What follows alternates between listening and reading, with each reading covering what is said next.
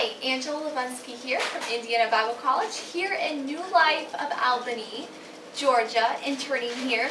I want to give you a tip about overcoming your big problems with your big God.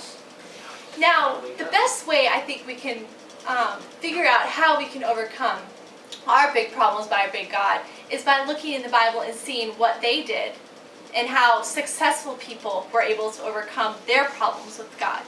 Now David, he was overcome by a big problem, or should we say a giant of a problem.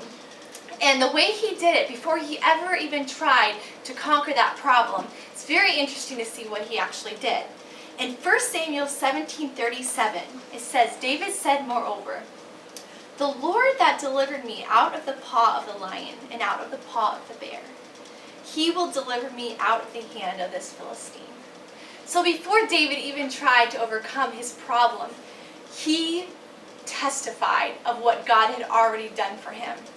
That is huge. When you testify of what God already has done in your life, of all the things that he has already overcome for you, then it makes you think of how big your God is instead of how big the situation is.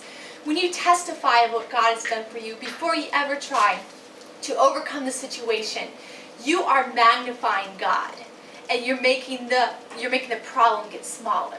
So when you're testifying of God, you're making God right here become big, and it pushes out your problem. It pushes out your view of how big the problem is, because our God is bigger than any problem. Revelation says we overcome by the word of the Lamb, but we overcome by the blood of the Lamb and the word of our testimony. So the next time you become overcome, you are overcome by some big problem. Just know how big your God is. God bless.